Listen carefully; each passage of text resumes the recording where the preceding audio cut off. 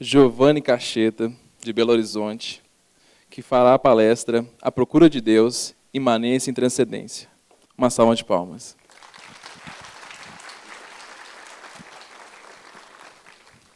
Bom dia, queridos amigos. É uma satisfação estar novamente com vocês para podermos compartilhar dos ensinamentos de Ubaldi.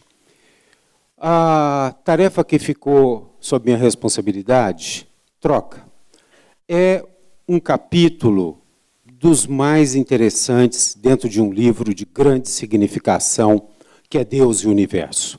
Pode trocar o slide. Esse capítulo, na verdade, é um convite antes de mais nada. Esse convite nos chama a sairmos à procura de Deus. Olha que coisa interessante. Caminhemos juntos à procura de Deus. Não será essa ou esse o significado da nossa vida? Não será essa a motivação de estarmos todos aqui hoje? Não será essa a motivação de lermos a obra de Ubaldi e de buscarmos conhecimento e instrução? Esse convite fala na nossa alma. Esse convite tem um significado profundo para todos nós. E não só para aqueles que estão aqui, mas para todas as criaturas. Ubaldi, inclusive, troca o slide. Ubaldi, inclusive, busca aprofundar o sentido desse convite, dizendo de maneira muito objetiva que essa procura ou esse encontro... Mas, Giovanni, é procura ou é encontro? Deixa eu explicar uma coisa. No relativo onde nós nos encontramos, tudo se dá por aproximação, de uma forma progressiva, de uma forma evolutiva. Assim que a gente verdadeiramente sai à procura, nós já temos um nível de encontro. E na medida em que buscamos mais, encontramos mais. Então, na verdade, não é um processo de procura que termina com o encontro. Não, é um processo de procura e encontro. A procura alimenta o encontro e o encontro estimula a procura. Então, o Ubaldi traz o significado desse processo, ou desse binômio de procura e encontro com Deus. Ele diz que é um despertar e sentir que Deus está ao nosso lado, está dentro de nós. É a nossa vida, a vida de tudo. Um despertar para o sentir, um processo de sensibilização que nos leva a sentir que Deus está ao nosso lado, que está dentro de nós, que é a nossa vida, a vida de tudo. É um descobrir a própria imortalidade, o divino que está em nós e com ele aprender a viver eternamente. É compreender que somos filhos de Deus, imensamente amados por ele. O que mais a gente precisa da vida do que isso? O que mais a gente quer da vida do que isso? Que tesouro mais valioso pode existir além desse? Que pérola será mais perfeita, mais valiosa do que essa? Que tesouro pode ser mais valioso do que esse? O que nós estamos dispostos a dar para obter isso? Esse despertar, essa descoberta, é o que desloca o eixo do ser. É esse procurar encontrar, na linha desse despertamento para a presença de Deus em nós, que desloca o nosso eixo. E aqui cabe uma pergunta. Se desloca o nosso eixo, onde é que o nosso eixo se encontra neste momento? Por eixo, entendemos aquilo que nos traz um sentido de existir, aquilo que nos traz um sentido de identidade, de ser. Onde é que está o nosso eixo hoje? Hein? Onde que está? No espelho, naquela figura que a gente vê quando olha no espelho. É ali que está o nosso eixo hoje. Onde que está o nosso eixo hoje? Na carteira de identidade, naquele nome, naquele RG que a gente vê na carteira de identidade. O nosso eixo hoje se encontra na personalidade humana. Sim, é nessa figura que a gente gosta tanto de arrumar no espelho, cujo fiozinho de cabelo branco nos traz tanta contrariedade. É essa figura que a gente tanto preza, cujo nome a gente tanto defende. Basta um pequenino arranhão a essa figura para que toda a nossa felicidade vá por água abaixo. É aí onde está o nosso eixo. O nosso eixo está firmemente apoiado nesta figura humana que nós tanto alisamos, defendemos, engordamos, prezamos. É aí que está o nosso eixo. Quando saímos à procura de Deus, o processo procura encontro, desloca esse eixo dessa figurinha do espelho e leva ele para o universo. Expande, irradia, amplia, unifica, transcende. Esse é o fenômeno. É disso que o balde está falando. E esse deslocar do ser é um deslocar do individual, do separatista, do egocêntrico para o universal, para o inclusivo, para o unitário. E é, sobretudo, um deslocamento do exterior para o interior. É uma viagem para dentro. Puxa, Giovanni, como é que uma coisa se irradia e se expande numa viagem interior, numa viagem para dentro? Troca o slide. É porque Deus é potência interior e cria a partir da sua própria substância. E daqui derivam os conceitos de imanência e transcendência. Vamos tentar chegar nessa questão de uma forma rápida, mesmo porque o nosso tempo hoje é muito curto. Meus amigos, do que pão é feito? De trigo, ok? Então a gente costuma dizer que o trigo está no pão, porque pão é feito de trigo. Eu poderia dizer que imanência é a presença do trigo no pão. Mas o trigo se limita à sua presença no pão? Não, o trigo é além do pão. Transcendência. Vamos trabalhar um pouquinho mais? Troca o slide. Do que a onda do mar é feita? Hein? Do que a onda do mar é feita? A onda do mar é feita de mar.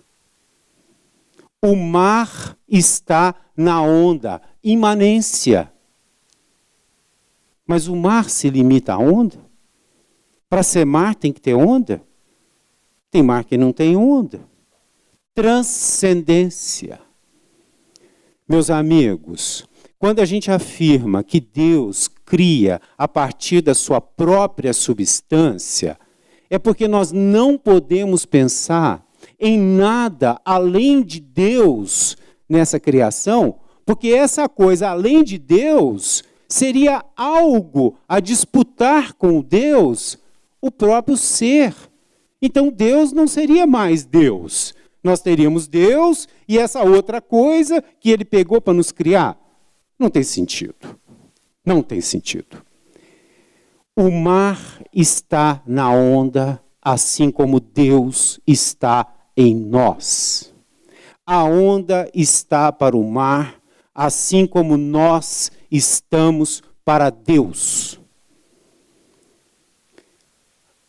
O mar está na onda como sua substância constituinte e também como sua força criadora e mantenedora. E Deus está em nós, como nossa substância constituinte e como nossa força criadora e mantenedora. Compreendido isso, o ser entende então que não tem nada para buscar fora. Que a única realidade é a realidade interior. Compreendido isso, o ser vence a separatividade. E ao invés de sair aí fora como um louco, fazendo pesquisas, ele se volta para dentro. E num sentido de interiorização e de unidade, vive esse deslocamento de eixo a que o balde se refere. O que é a evolução, se não um processo de constante e progressivo ganho em termos de interiorização e de unificação? O que foi o processo oposto à involução? Um processo de fragmentação e exteriorização ou materialização.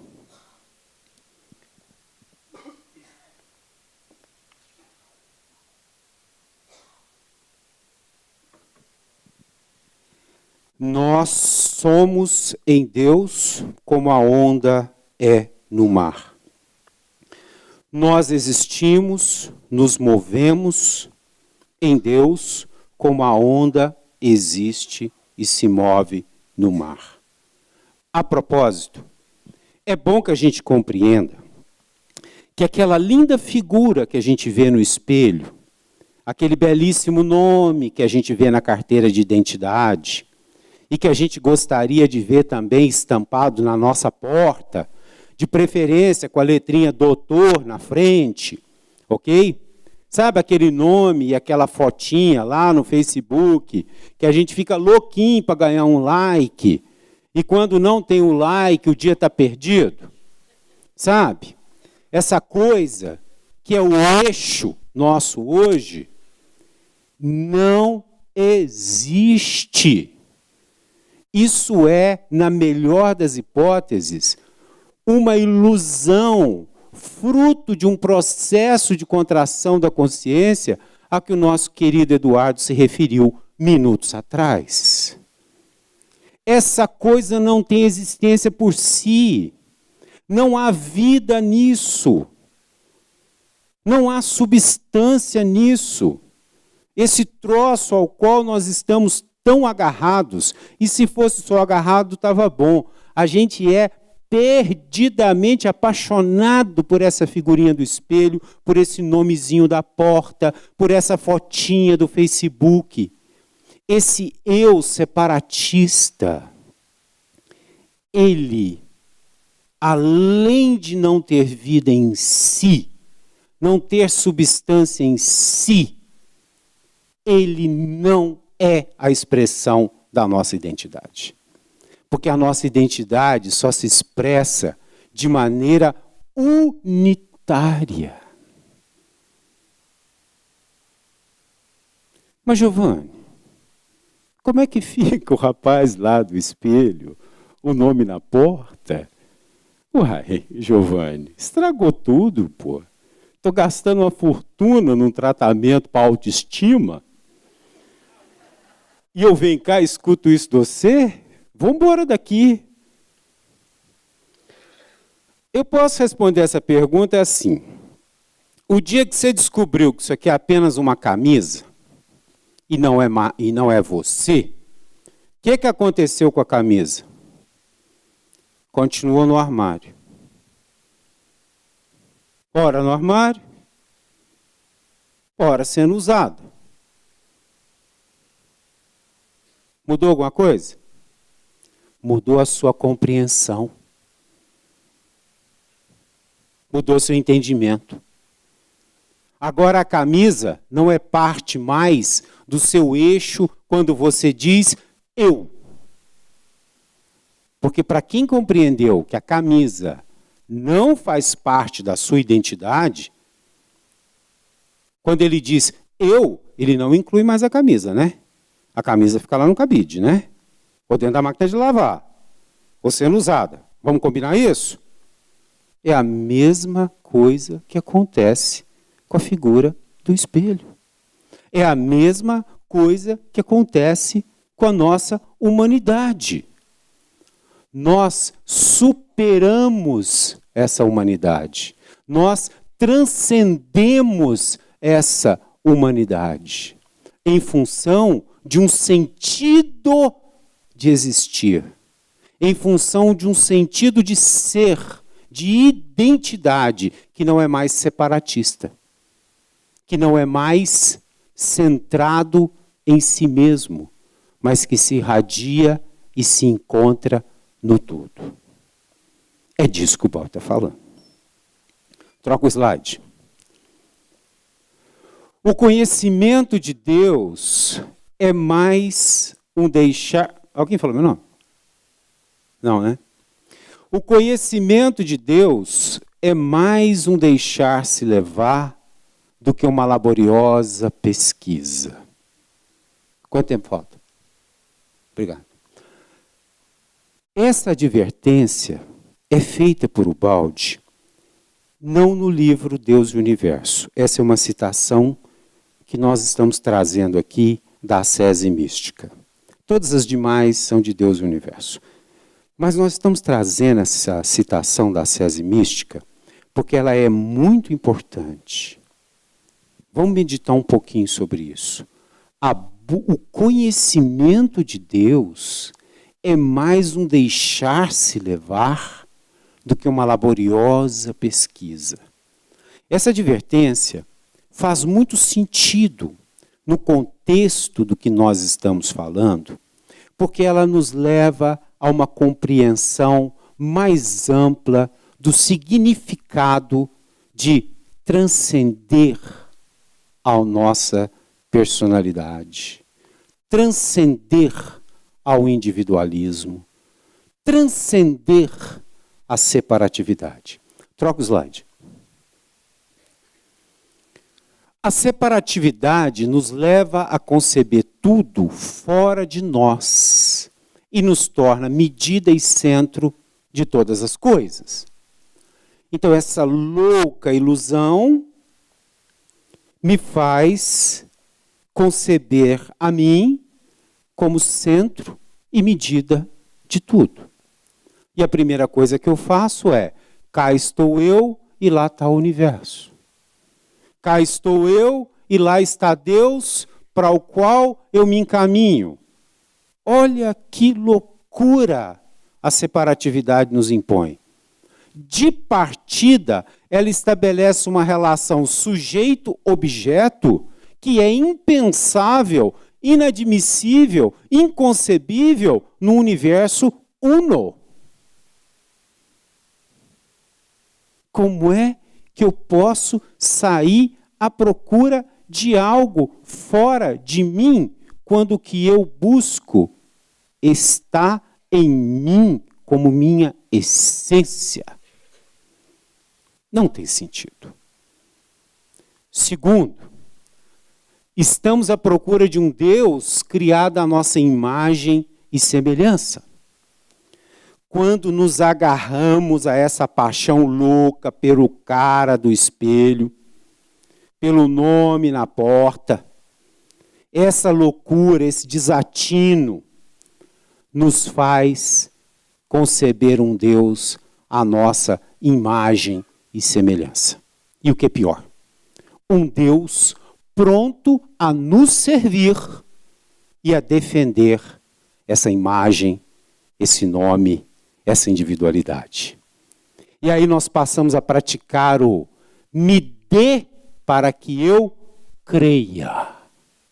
É assim que funciona. Faz o milagre para eu me dar bem, para que eu creia. Traz o inquilino para o meu barraco que me paga bem e não me dá problema, para que eu creia. Traz o marido que eu estou buscando, para que eu creia. Traz o emprego que eu estou buscando, para que eu creia. E assim, entre um e outro culto à prosperidade, nós vamos buscando esse Deus que vai nos livrar, inclusive, desse irritante cabelo branco.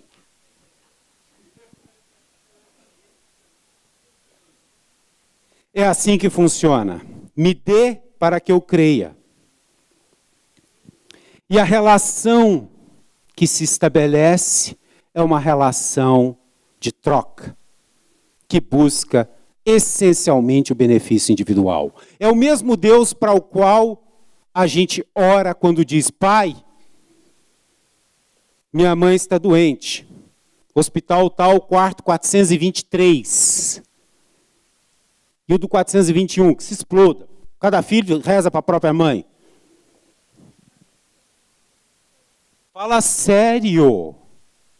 Fala sério. Não há nas nossas palavras um único sentido de unidade. Não há nas nossas palavras em oração um único sentido de entrega, de reconhecimento. Não. É me dá, me dá, me dá, me dá, porque eu tenho que me dar bem. O caminho que nos leva a Deus não é um caminho de busca de Deus, desse Deus aí, mas de abandono da separatividade. Então, verdadeiramente, ninguém sai à procura de Deus. A gente abandona a separatividade. E ao abandonarmos a separatividade, nós temos por consequência o encontro com Deus. E é por isso que esse binômio procura-encontro não se dá em ciclos estanques. Só procura e depois o triunfal encontro. Não.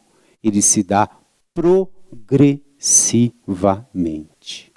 Procura e encontro são dois lados de uma mesma moeda, que a gente vê se realizar ao longo da evolução. Além do que, essa laboriosa procura cansa. Né? Tem uma via rápida, gente. Tem um caminho que vai direto. Uma pessoa que não sabe onde é que fica a capelinha do chumbo, ela tem duas opções.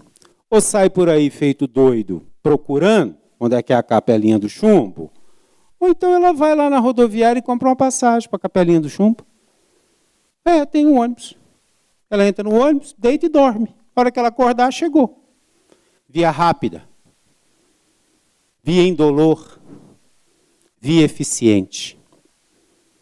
No processo da procura de Deus, a gente perde muito tempo escutando palestra de Giovanni, seminário, lendo livro, passando noite acordado, comparando.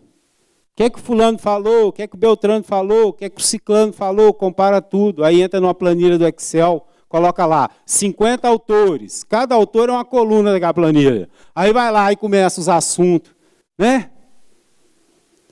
Meu Deus do céu, que canseira, que fatiga.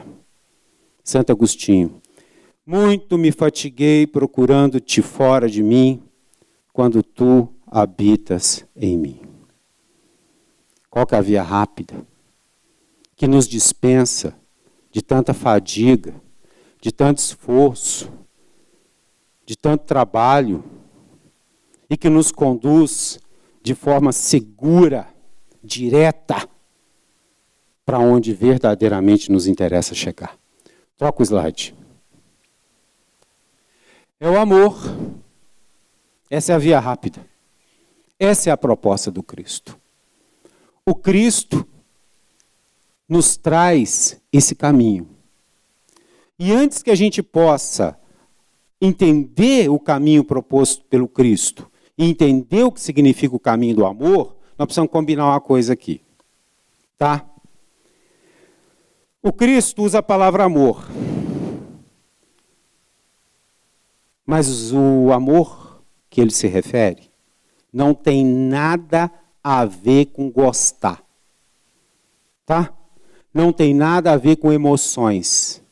Não tem nada a ver com afetividade. Não tem nada a ver com prazer.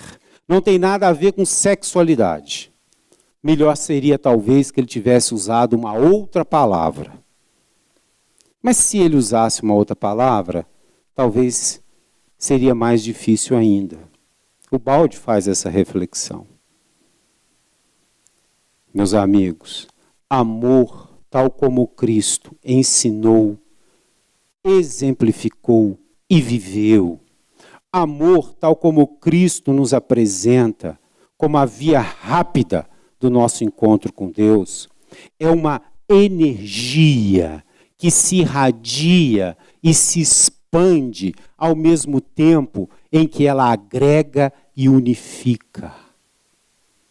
Não tem nada a ver com gostar, com sentimento, com emoção. Não. Amor é uma energia de irradiação, de unificação, de expansão, que faz com que a gente quebre a casca dessa figurinha no espelho e passe a ver a vida e perceber a existência além dessa casquinha. Isso é amor. No nível humano, amor é uma coisa que brota da razão, inspirada pelos planos superiores. Ao passo que gostar brota dos nossos instintos inferiores. Gostar brota do intestino, porque gostar é a busca de encontrar a si mesmo, no outro, nas situações. Gostar é expressão de egoísmo. A gente só gosta do que acha certo. Porque ao achar certo, eu assumo uma verdade individual, separatista, egocêntrica. E com essa verdade individual, eu busco a sua comprovação. E quando encontro, digo, gostei. Camisa preta, sou galo doido, gostei.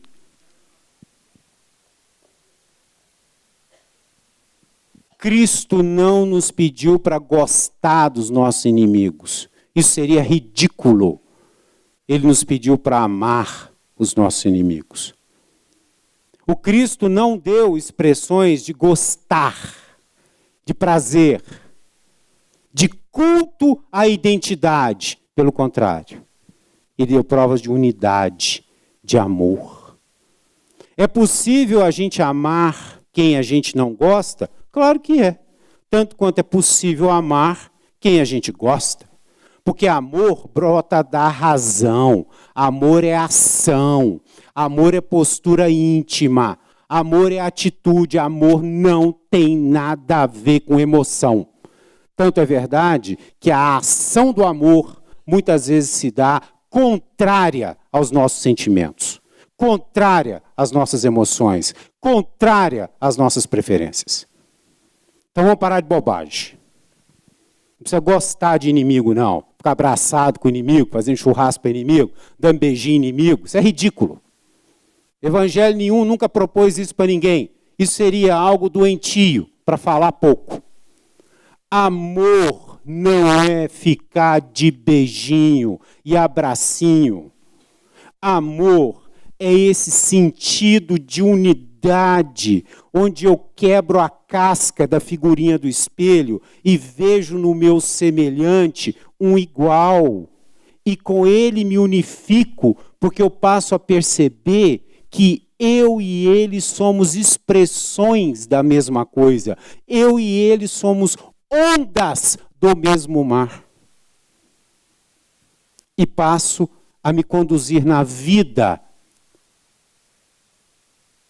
confiando no mar, contando com o mar, entregue ao mar, submisso ao mar. Aí eu comecei a movimentar amor na minha vida. O amor mantém una, mantém compacta toda a criação, tal como se o amor fosse a argamassa do edifício universal. João, na sua primeira carta, tem uma frase extraordinária. Aquele que não ama não conhece a Deus, porque Deus é amor. E o Cristo, ao refletir sobre isso, ao tentar nos expressar o sentido de unidade, sentido de superação da separatividade, ele disse: eu e o Pai somos um. Meus amigos, as ideias que a gente colocou aqui, nós precisaríamos aí bem de algumas horas para poder examiná-las com um pouco mais de profundidade. Isso aqui, dentro do tempo, foi uma introdução, digamos assim, uma apresentação do conceito. Mas nós podemos voltar a isso, fazendo dos nossos estudos não caminho para acumular propriedade intelectual, mas fazendo os nossos estudos caminho de transição, de superação da nossa separatividade. Tudo que nos levar a ser menos apaixonado por aquela fotinha nossa no Facebook e puder nos levar a ver no outro o semelhante, é esse caminho a que o balde se refere aqui. Que a paz esteja com vocês. Até uma próxima. Obrigado.